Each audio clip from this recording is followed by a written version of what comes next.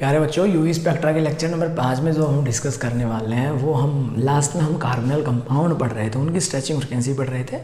और आपने सीखा था, जल्दी से बताओ किस किस को सीखा था, कौन कौन से कंपाउंड का हम पढ़ चुके थे।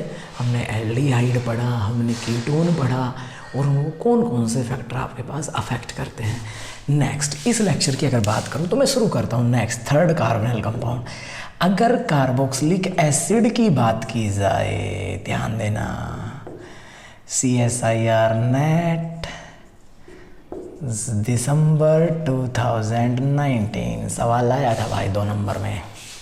देखो होता क्या है, अगर हम बात करें कार्बोक्सिलिक एसिड को हम मोनोमेरिक फॉर्म में लेते हैं। मोनोमेरिक का मतलब ये है हम इस मॉलिक्यूल को आइसोलेट करवा देते हैं।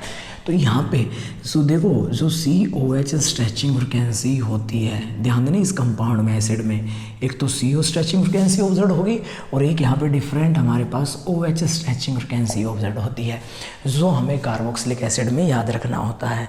और जो COH स्ट्रेचिंग फ्रिक्वेंसी होती है ये आपके पास ध्यान देना, जब हम इसको क्या कर देते हैं, क्या करते हैं, आइसोलेट करते हैं, ध्यान देना, मोनोमेरिक लेते हैं, तो यहाँ पे जनरली आपके पास जो CO स्ट्रेचिंग फ्रिक्वेंसी होती है 1760 सेंटीमीटर इनवर्स के पास आती है। लेकिन कमाल की बात ये होती है कि जो कार्बोक्सिलिक एसिड होता है ये जनरली डाईमेरिक फॉर्म में एग्जिस्ट करता है।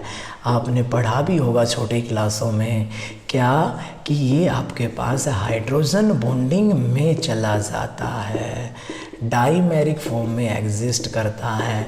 और इस हाइड्रोजन बॉन्डिंग की वजह से ही आपने पढ़ा कि जनरली आपके पास जो स्ट्रेचिंग फ्रिक्वेंसी होती है इन्वर्सली प्रोपोर्शनल होती है किसके, हाइड्रोजन बॉन्डिंग के। और इसी हाइड्रोजन बॉन्डिंग की वजह से जो स्ट्रेचिंग फ्रिक्वेंसी होती है वो यहाँ पे कार्बोनिल ग्रुप की कम हो जाती है एसिड में। और ये आपके पास CO स्ट्रेचिंग फ्रिक्वेंसी 1710 से 1730 के बीच में ऑब्जर्व होती है। और जो μOH स्ट्रेचिंग फ्रिक्वेंसी है ये 2400 से 3200 सेंटीमीटर इनवर्स में ऑब्जर्व होती है। तो ये सारी बातें हमें याद रखनी है। और देखो यहाँ पे स्ट्रॉन्ग हाइड्रोजन बॉन्डिंग होती है। आपने देखा था कि जब एल्कोहल की बात कर रहे थे वहाँ जो OH स्ट्रेचिंग फ्रिक्वेंसी होती है एल्कोहल में वो आपकी आई थी 3300 से 3400 के अराउंड। लेकिन यहाँ पे कार्बोक्सिलिक एसिड में कहाँ पे आ गई, 2400 पे आ गई। क्यों? क्योंकि ये जो OH स्ट्रेचिंग इधर ये बॉन्ड स्ट्रॉन्ग होगा तो इसी बॉन्ड भी आपका क्या होगा, वीक। तो इस OH बॉन्ड की स्ट्रेचिंग फ्रिक्वेंसी क्या हो जाती है, कम। और यही क्वेश्चन आपके नेट के एग्जाम में पूछा गया था। तो ये कहानी थी आपके पास किसकी, कार्बोक्सिलिक एसिड की। तो ध्यान रहे मोनोमेरिक फॉर्म में पूछे या फिर आपसे डाईमेरिक फॉर्म में पूछे या फिर कह दे हाइड्रोजन बॉन्डिंग होती है उसकी वजह से क्या इफेक्ट पड़ता है एसिड के अंदर। तो ये सारी बातें आपको याद रखनी है।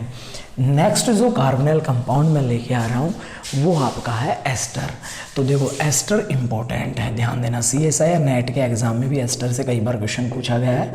और NMR के लिए कार्बोनिल कंपाउंड आपके पास इम्पोर्टेंट है ही। सुनना, अगर एस्टर की बात की जाए तो आपको पता है एस्टर RC+OR ये आपके पास होता है। तो जनरली यहाँ पे अगर हम बात करें एस्टर के अंदर 2 स्ट्रेचिंग फ्रिक्वेंसी ऑब्जर्व होती है, एक तो कार्बोनिल ग्रुप की CO और दूसरा आपके पास यहाँ पे C carbon oxygen single bond. और यहाँ पे खास बात क्या होगी, जो CO स्ट्रेचिंग फ्रिक्वेंसी होती है वो आपकी एल्डिहाइड से ज़्यादा आती है। ये 1735 से लेके 1750 के बीच में वेरी करता है। और CO स्ट्रेचिंग फ्रिक्वेंसी आपको पता है कार्बन सिंगल बॉन्ड ऑक्सीजन ये तो 1500 से नीचे लाई करता है। तो ये जनरली आपका 1000 से लेके 1300 सेंटीमीटर इनवर्स के बीच में ऑब्जर्व होता है। तो ये 2 डाटा होते हैं जो आपको याद रखने होते हैं किसके लिए, एस्टर के लिए, सही है। अब एस्टर के अंदर नेक्स्ट जो हम एग्जाम्पल डिस्कस करने वाले हैं, क्वेश्चन जो मैं लेके आया हूँ वो भी इम्पोर्टेंट है, सुनना भाई, बढ़िया क्वेश्चन है एस्टर के लिए। मैं यहाँ पे 3 कंपाउंड बना रहा हूँ और आप देखोगे तीनों की स्ट्रेचिंग फ्रिक्वेंसी हम कंपेयर करेंगे। मैंने बनाया CH3 CH2 carbon C+O CH3, यहाँ पे ऑक्सीजन भी है, सही है। फिर मैंने बनाया यहाँ पे CH2 double bond CH C double bond O OCH3 2, और फिर मैंने यहाँ पे बनाया तीसरा compound CH3 CH2 C double bond O, यहाँ पे oxygen CH double bond CH2। सुनिएगा भाई, आपके पास ये 3 कंपाउंड मेंशन करके दे रखे हैं और यहाँ पे इन तीनों में आपसे म्यू CO स्ट्रेचिंग फ्रीक्वेंसी पूछ ले तो बेटा जी कैसे कैलकुलेट करोगे? सुनना भाई, यहाँ पे ये CO यहाँ पे आपको पता है, यहाँ पे अगर मैं बात करूँ ये ऑक्सीजन का प्लस M इफेक्ट जनरली यहाँ पे इलेक्ट्रॉन डोनेट करेंगे, तो इस बॉन्ड में जनरली डबल बॉन्ड करेक्टर हमेशा नहीं रहेगा। अगर मैं यहाँ बात करूँ, ये तो कर ही रहे थे और यहाँ पे तो अल्फा बीटा अनसैचुरेटेड आ गए। ओहो, ये तो ज़बरदस्त यहाँ रेजोनेंस होगा, कंजुगेशन होगा, तो यानी कि इसके कंपेरेटिवली यहाँ ज़्यादा कार्बन डबल बॉन्ड ऑक्सीजन में सिंगल बॉन्ड करेक्टर आएगा। और इधर क्या हुआ? ओहो, इनको इधर जाना था, यहाँ इधर ही एक ही डायरेक्शन में जा रहे थे, लेकिन यहाँ आपको पता है डबल बॉन्ड आ गया, तो ये इधर भी शिफ्ट, क्रॉस कंजुगेशन हो गया, तो इधर भी शिफ्ट कर सकते हैं। तो आप देखो ये जो CO बॉन्ड है इसमें सबसे ज़्यादा डबल बॉन्ड करेक्टर कहाँ रहेगा? तो सबसे कम तो इसमें रहेगा क्योंकि दोनों साइड से हो रहा है, इधर ये इधर भी हो गया, इसमें सबसे कम होगा। तो यहाँ जो स्ट्रेचिंग फ्रिक्वेंसी है वो सबसे ज़्यादा आएगी। तो थर्ड केस में सबसे ज़्यादा, देन फर्स्ट और देन सेकेंड। मैं वैल्यू भी लिख देता हूँ, ध्यान देना वैल्यू भी, क्योंकि मेन इंपॉर्टेंट हमें IR के अंदर हमें वैल्यू याद रखनी होती है। और देखो जो वैल्यू आपके पास ऑब्जर्व्ड होती है यहाँ पे, तो इस केस में नॉर्मल हमारे पास एस्टर था 1735, इधर इधर इधर ये इधर बढ़ गया, यहाँ थोड़ी बढ़ जाती है 1735 ज़्यादा वैल्यू आएगी, और इधर कम हो जाएगी 1725 के आसपास ये वैल्यू आती है। तो ये बात आपको याद रखनी है। अगर ऑक्सीजन के साइड में रेजोनेंस आता है तो स्ट्रेचिंग फ्रीक्वेंसी बढ़ जाएगी। अगर आपके पास C डबल बॉन्ड O के साइड में रेजोनेंस दे देता है, अल्फा बीटा अनसैचुरेटेड दे देता है, तो वहाँ स्ट्रेचिंग फ्रीक्वेंसी आपकी क्या हो जाएगी? यहाँ इसके रेस्पेक्ट में कंजुगेशन देगा तो कम हो जाएगी, इस ऑक्सीजन के रेस्पेक्ट में देगा तो इस नॉर्मल केस से ज़्यादा हो जाएगी। ये सब आपका रेजोनेंस इफेक्ट है, कंजुगेशन इफेक्ट है, सही है, तो ध्यान रखना है। इसके बाद एस्टर में नेक्स्ट और भी इंपॉर्टेंट एग्जांपल मैं लेके आ रहा हूँ। जनरली साइक्लिक एस्टर में लेके आ रहा हूँ। साइक्लिक एस्टर को हम बोलते हैं लैक्टोन्स। साइक्लिक एस्टर को क्या बोला जाता है? लैक्टोन। ये आपको मेंशन करके दे दिया साइक्लिक एस्टर। ध्यान देना, पहले तो आपको ये 6 मेंबर में दिया, दूसरा आपको ये 5 मेंबर में दिया, और तीसरा आपको ये 4 मेंबर में दिया, फर्स्ट सेकंड थर्ड। मुझे लगता है ज़्यादा एक्सप्लेन करने की ज़रूरत नहीं है। जैसे हमने साइक्लिक कीटोन पढ़ा वही फैक्टर यहाँ रोल प्ले करेंगे। तो जो स्ट्रेचिंग फ्रिक्वेंसी है वो सबसे ज़्यादा किसकी होगी? थर्ड की सबसे ज़्यादा, देन सेकंड और देन फर्स्ट, सही है। अब वैल्यू मायने रखती है, वैल्यू हमें याद रखनी है। और यहाँ पे थर्ड की आती है लगभग 1820, दूसरे की 1770, यहाँ पे 1820 सेंटीमीटर इनवर्स, यहाँ पे 1770 सेंटीमीटर इनवर्स, और यहाँ पे 1735 सेंटीमीटर इनवर्स। भाई ये डाटा आपको याद रखना है, सही है ना। इसकी जो स्ट्रेचिंग फ्रिक्वेंसी है वो आपके पास क्या आती है? ज़्यादा, सही है। तो ये कंक्लूजन मैं यहाँ पे लेके आया। तो आपको याद रखना है, कभी भी एग्ज़ाम में पूछा जाए तो यहाँ से इसको सोल्व कर देना है, सही है। एक यहाँ पे देखो, अभी मैंने बताया था आपको ये 3 मेंबर दे दें और यहाँ पे आपको एस्टर 4 मेंबर दे दें। अब आपको पता है कि इसके हम जब लिख रहे थे जनरली 1810 के अराउंड, 1815 के अराउंड आता है। तो एस्टर की हमेशा कीटोन से क्या रहती है? ज़्यादा, सही है। तो ऐसे वेरिएशन करके दे सकता है। तभी हमें इन क्वेश्चन के लिए, कुछ क्वेश्चन तो ऐसे होते हैं जो हम इफेक्ट पड़ रहे हैं इनकी वजह से बिल्कुल सोल आउट हो जाएंगे, लेकिन कुछ में हमें यहाँ पे एक्सप्लेन करना पड़ेगा और वहाँ पे हमें पीक भी याद रखनी पड़ेगी भाई कितने पे आती है, सही है। अब देखो एक जॉब में क्वेश्चन बनाने वाला हूँ जो नेट के एग्जाम में आया हुआ है, आप तुरंत बता दोगे इस क्वेश्चन को, कुछ करने की ज़रूरत भी नहीं होगी। देखो यहाँ पे 6 मेंबर रिंग है, यहाँ पे ऑक्सीजन है, आपको यहाँ पे यहाँ डबल बॉन्ड मेंशन करके दे दिया, ये फर्स्ट कंपाउंड, ये सेकंड कंपाउंड और ये थर्ड कंपाउंड। आपसे कह दे बताइएगा तीनों में से स्ट्रेचिंग फ्रिक्वेंसी किसकी ज़्यादा आएगी।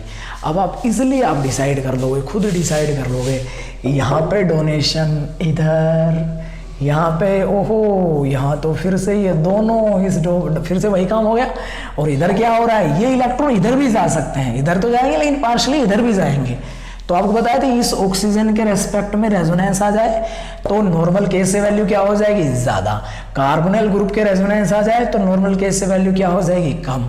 तो सबसे ज़्यादा third, then first, then second, ये आपके पास बनेगा। सही है। इनकी स्ट्रेचिंग फ्रिक्वेंसी का जो डाटा है वो भी मैं लिख देता हूँ, क्या पता पेपर में पूछ ले। तो यहाँ जो वैल्यू आती है ये आपके पास जनरली ये वाला जो केस था नॉर्मल 1735, यहाँ पे वैल्यू आपकी कम हो जाएगी क्योंकि यहाँ से भी रेजोनेंस हो रहा है, कंजुगेशन में जा रहा है 1725, और यहाँ वैल्यू बढ़ जाएगी 1760 के अराउंड, ये वैल्यू आती है। सही है। तो फैक्टर भी मैं यहाँ पे लिखता जा रहा हूँ और हर एक की स्ट्रेचिंग फ्रिक्वेंसी भी मैं यहाँ पे लिखता जा रहा हूँ, ताकि जब आप प्रीवियस ईयर IIT एग्जाम के क्वेश्चन सोल्व करके देखना हुआ बिल्कुल आसान है, कोई ऐसा क्वेश्चन नहीं रहेगा जो आपका नहीं बचेगा।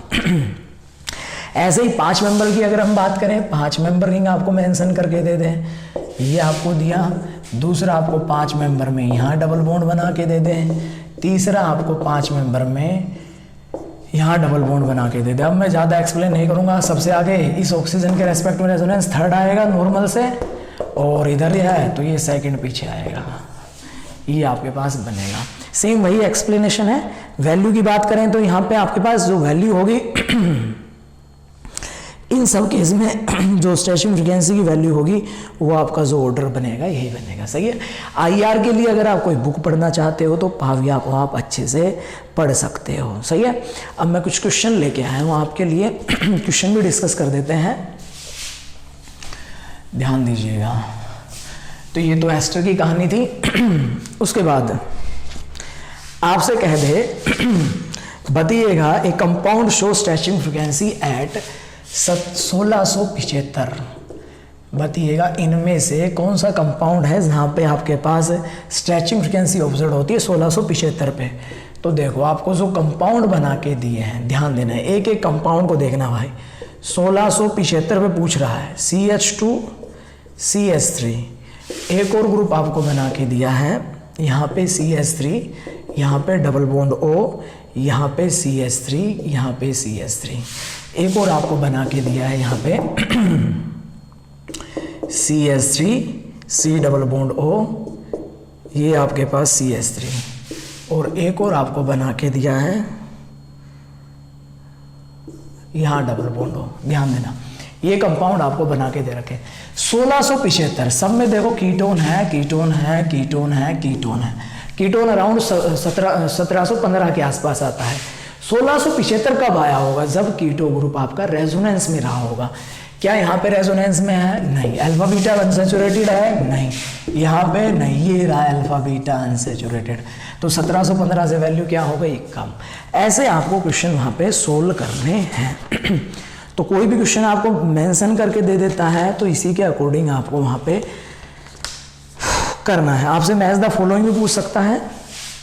एक और है, एक और इम्पोर्टेंट क्वेश्चन है, कैसे आपसे एग्जाम में क्वेश्चन पूछे जाएंगे, ध्यान दीजिएगा। समझना भाई। आपको कहा कि match column first with column second, पहले कॉलम को सेकंड कॉलम से मैच कीजिएगा। तो पहले में तो आपको क्या मेंशन करके दिया है, कंपाउंड मेंशन करके दिए हैं, और दूसरे के अंदर आपको दूसरे एग्जाम्पल में आपको यहाँ पे स्ट्रक्चर मेंशन करके दे रखा है। तीसरे में आपको यहाँ पे डबल बॉन्ड O, ऑक्सीजन, ये आपको, और यहाँ आपको वैल्यू मेंशन करके दे दी 1763 सेंटीमीटर इनवर्स, दूसरी 1725 सेंटीमीटर इनवर्स, और 1735 सेंटीमीटर इनवर्स। देखो भाई जब पेपर में ऐसे क्वेश्चन आएगा तो हमें पता है हर एक स्ट्रक्चर में एस्टर मेंशन करके दे रखा है, और एस्टर के अंदर यहाँ पे तो कोई सब्स्टिट्यूशन नहीं है डबल बॉन्ड का। यहाँ इस ऑक्सीजन के इधर डबल बॉन्ड है, तो हमें पता है इसकी इस नॉर्मल केस से वैल्यू क्या हो जाएगी, ज्यादा। तो ये तो सबसे ज्यादा 1663 में चला गया। इस केस में क्या है कि ये कार्बोनिल ग्रुप के साथ रेजोनेंस में है, तो इसकी इस नॉर्मल केस से क्या हो जाएगी, कम, 1725, और नॉर्मल केस कितने पे आता है, 1735 के अराउंड।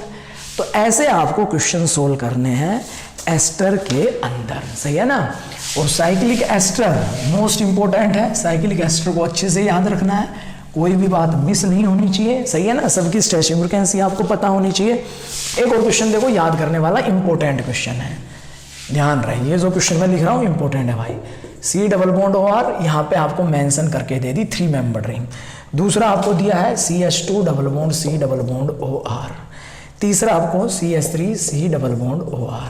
आपको कीटोन दे रखे हैं, first second third keto group दे रखे हैं।